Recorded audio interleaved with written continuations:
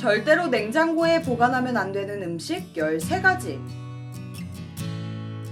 예외적인 경우도 있지만 대부분의 음식들은 냉장고에 보관을 하는 경우가 많습니다.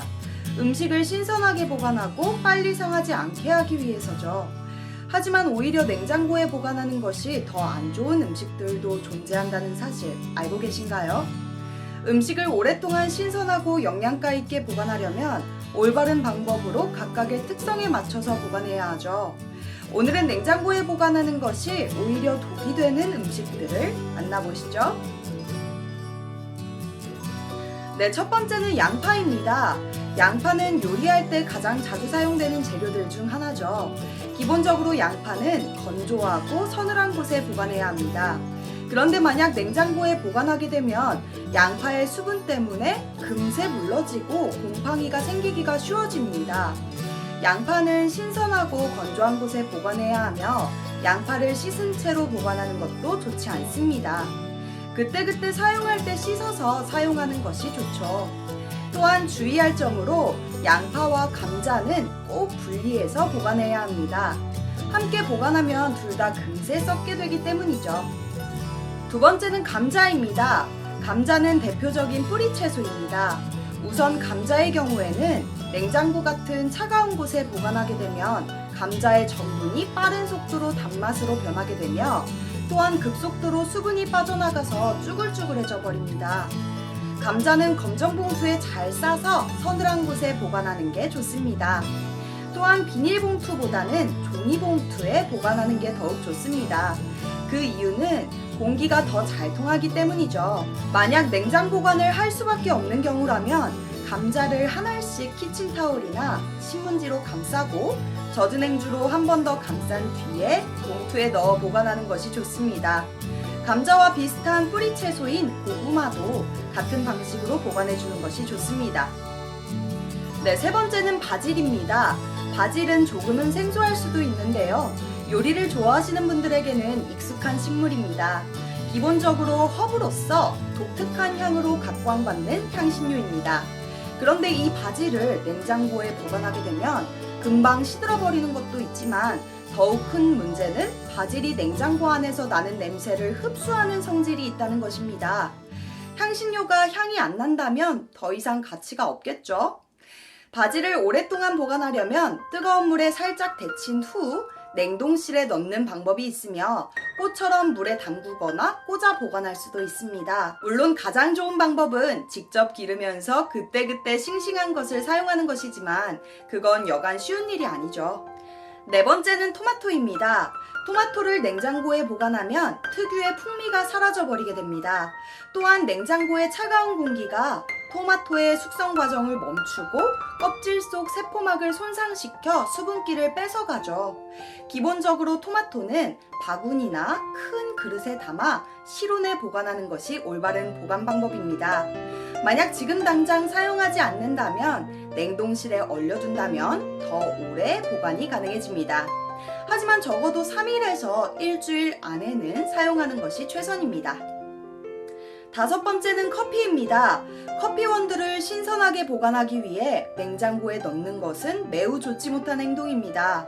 커피가 냉장고 안의 냄새를 흡수해서 커피 특유의 향을 다 잃어버리게 될 테니까요. 물론 오래된 원두나 커피를 내리고 남은 찌꺼기는 좋은 냉장고 탈취제지만 좋은 원두를 굳이 썩히는 것은 해서는 안 되겠죠? 커피의 맛과 고유한 향을 유지하기 위해서는 서늘하고 어두운 곳에 보관해야 합니다. 또한 원두를 갈아서 보관하게 되면 향이 순식간에 날아가기 때문에 그때그때 갈아서 사용하는 것이 좋으며 이미 갈아진 원두라면 지퍼백 등으로 밀폐하여 보관하는 것이 좋습니다. 여섯 번째는 빵입니다.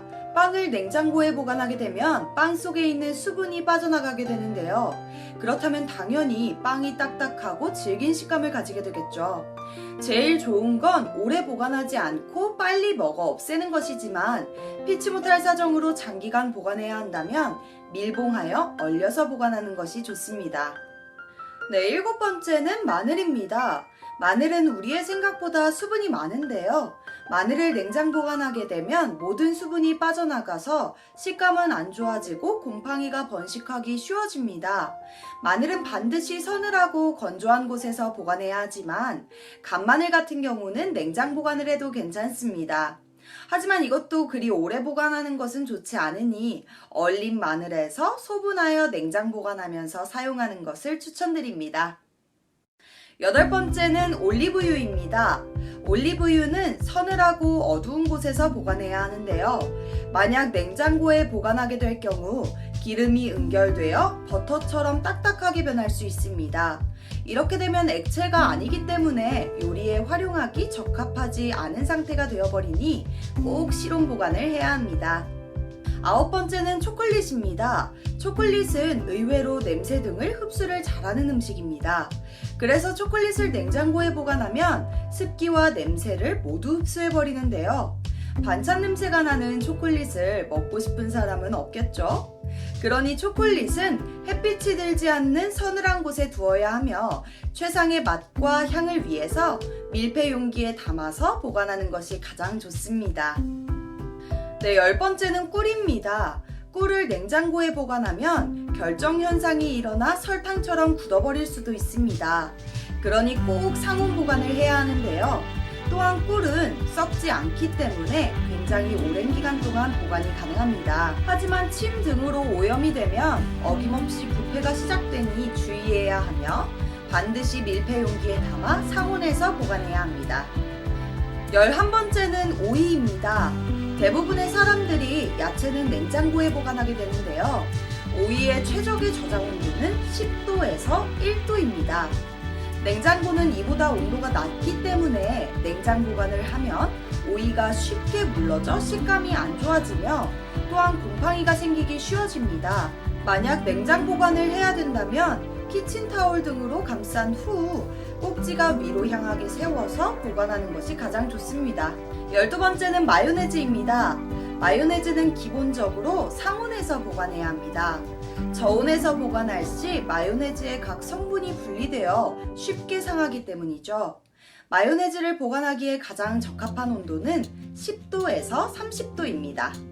13번째는 생강입니다. 생강은 기본적으로도 잘 썩는데요. 습기가 많은 냉장고에 보관하면 상하는 속도가 더욱 빨라집니다. 만약 오래 보관해야 하는 상황이라면 잘 펼쳐서 햇빛에 말려 수분을 모두 없앤 후에 신문지나 키친타올 등으로 감싸서 보관해야 합니다. 네, 각각의 특성에 따라 보관 방법이 가지각색인 경우가 참 많습니다. 여름이 다가오는 만큼 점점 재료들이 상하기가 쉬워질 텐데요. 여러분 모두 오늘 알려드린 내용으로 음식들을 신선하게 보관해서 건강하고 싱싱한 것들만 드셨으면 좋겠습니다.